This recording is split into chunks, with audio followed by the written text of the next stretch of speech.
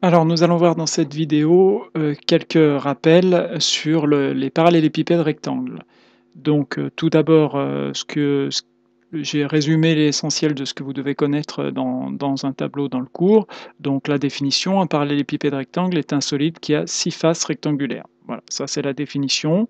Donc, si on trace ce parallélépipède rectangle, ou si on observe un parallélépipède rectangle, puisqu'il y en a beaucoup autour de nous, on constatera qu'il a 12 arêtes et 8 sommets.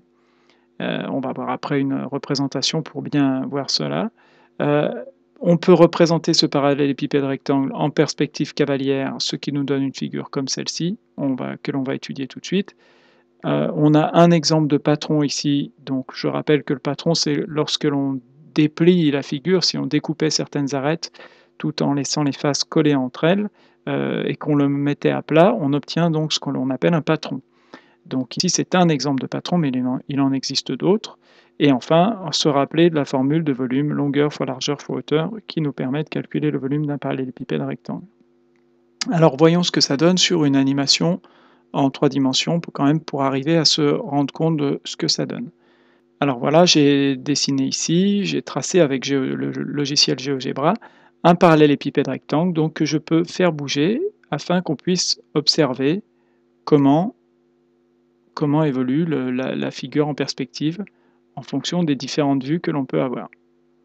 Alors vous remarquerez, voilà, je vais le laisser comme ça, que dans la perspective cavalière de ce parallélépipède rectangle, on observe bien 6 faces, la face de devant ici. Comment je sais que c'est la face de devant? Tout simplement puisque les 4 côtés de cette face, de ce rectangle, sont en trait plein. Donc c'est forcément une face qui est visible. La face de gauche, qui est aussi visible puisque les 4 traits sont en trait plein, et la face de dessus qui est aussi visible puisque les 4 côtés sont en trait plein. En revanche, la face de gauche, qui est la même que la face de droite, pardon, la face de droite, qui est la même que la face de gauche, est superposable, mais s'il devait y avoir des couleurs sur ces faces, on ne verrait pas cette face, puisqu'il y a 2 côtés qui sont en trait plein, en revanche, 2 arêtes qui sont en pointillés. Et de même, la face de derrière et la face de dessous ne sont pas visibles. Donc de toute façon, quand vous tracerez en perspective un parallélépipède rectangle, vous devez toujours avoir 3 arêtes qui sont en pointillés et qui nous permettront de savoir quelle est la face de devant et quelles sont les faces cachées et les faces visibles. Alors si je rebouge ce parallélépipède rectangle, on va constater que les arêtes cachées ne vont plus être les mêmes. Là par exemple, on ne voit toujours pas la face de droite et on voit la face de gauche, mais si je décale un petit peu plus mon parallélépipède rectangle de l'autre côté, on voit maintenant que les arêtes en pointillé ont changé de côté. Ici, on a une arête en pointillé, c'est maintenant la face de droite que je vois et plus la face de gauche. Et puis ça va être la même chose si je décale le parallélépipède rectangle vers le bas. Dorénavant, je ne vois plus la face du haut qui est ici, et puisqu'il y a des pointillés, mais par contre je vois la face du bas. Donc ici c'est comme si le parallélépipède rectangle était vu, la face de devant est toujours là, on voit la face de dessous, on voit la face de droite, mais on ne voit plus la face de gauche, la face de dessus. Donc suivant comme vous dessinerez les arêtes en pointillés, cela donnera une impression visuelle différente de votre parallélépipède rectangle. Ensuite, regardons ce que ça donne si on déplie les faces pour obtenir ce que l'on appelle le patron du solide. Donc là, on va voir se déplier les faces, voilà, tout doucement, pour finalement être à plat. Et on voit ici, dans la partie de gauche, à quoi ressemble le patron à plat.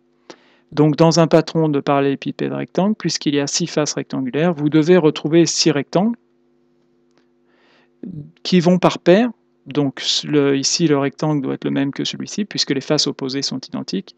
Donc les faces opposées ne se toucheront jamais dans le patron. Ensuite, cette face-là est opposée à celle-ci et elle doit être superposable. Et enfin, cette face ici est superposable à celle-ci. Ce sont les 2 faces opposées, celle de dessus ici et celle de dessous. Voilà, donc je peux bouger encore en perspective un petit peu le solide pour bien que l'on voit que si je me mets vue de face, on retrouve notre patron comme il est dans la partie de gauche. Voilà, et on peut le déplier, le replier pour bien visualiser ceci. Donc voilà, tout ça vous l'avez fait en 6e normalement, mais je tenais quand même à vous le remontrer. Alors revenons à la partie de cours et essayons de faire un exercice qui pourrait vous être posé. Alors je vois que j'ai fait une petite erreur de frappe ici. Ça n'est pas un rectangle, mais c'est bien un parallélépipède rectangle qu'on vous demandera de tracer. Donc dans cet exercice, on vous demande de tracer en perspective un parallélépipède rectangle de dimension 5 par 3 par 2, c'est-à-dire la longueur vaudra 5, la largeur 3 et la hauteur 2, puis de calculer son volume. Alors, nous allons commencer en faisant une des faces. On va décider de faire comme face de devant celle qui a pour dimension 5 par 3 par exemple. Donc vous, comme la face qui en perspective cavalière, les arêtes qui sont face à vous, vous les faites toujours en vraie dimension. Donc ici on va considérer qu'un carreau fait 1 cm. Donc pour dessiner, je commence par tracer un rectangle qui fera 5 cm par 3 cm. Donc vous tracez un vrai rectangle avec vos instruments de géométrie, éventuellement en utilisant les carreaux du cahier. Et donc il faut qu'il fasse 5 cm par 3. En revanche, la troisième dimension, qui fait 2 cm, que vous allez faire, je vais la tracer à la main levée ici, que vous allez faire ici. En vrai, elle fait 2 cm, mais sur la perspective cavalière, elle va être déformée, elle va être plus petite. Donc il faudra vous débrouiller pour tracer un segment qui fait moins de 2 cm. Alors vous pourriez, il y a une des méthodes qui consiste à tracer ces 4 fuyantes, elles doivent être parallèles et de la même longueur, et moins de 2 cm, tracer les 4 fuyantes ici, puis ensuite les relier pour finalement former le rectangle de derrière. C'est pas toujours très facile, même en utilisant les carreaux. Donc on va plutôt essayer d'utiliser une deuxième méthode. Voilà, j'efface les petits traits que j'ai fait là. Et donc la deuxième méthode consiste à plutôt tracer le deuxième rectangle, celui qui est à la face de derrière, en décalé. Donc on va le tracer en décalé et je vais commencer par retracer un rectangle de 5 cm par 3. Voilà. Et ainsi, il sera plus facile de tracer les fuyantes qui seront forcément, si vous avez pris les bonnes dimensions, parallèles et de même longueur. Voilà comment on trace un parallélépipède rectangle en perspective cavalière. Le seul inconvénient du tracé ici, c'est que je n'ai pas fait les arêtes en pointillés et que du coup, on n'arrive pas à savoir quelle est la face de devant. Est-ce que la face de devant, c'est la face qui est ici?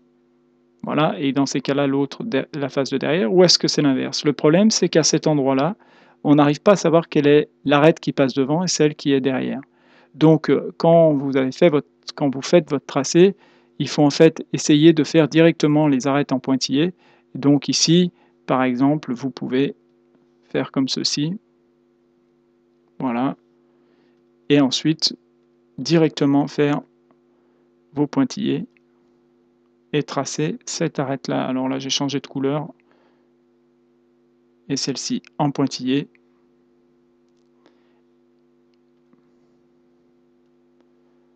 Là, on va remettre du noir, et puis après vous reliez. Alors celle-ci par contre ne va pas être en pointillé.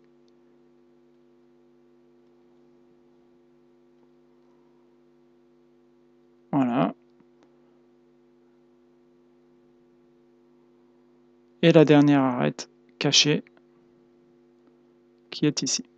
Donc voilà comment vous faites pour tracer en perspective cavalière ce parallélépipède rectangle. Ensuite, on vous demande de calculer le volume.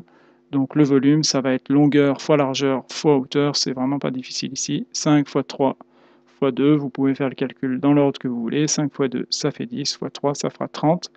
Attention, on a vu dans la vidéo précédente les unités d'air et de longueur. Ici, il s'agit d'un volume, donc si tout est en centimètres ici, j'ai oublié de préciser l'unité, nous aurons un volume en centimètres cubes. Faites très attention aux unités.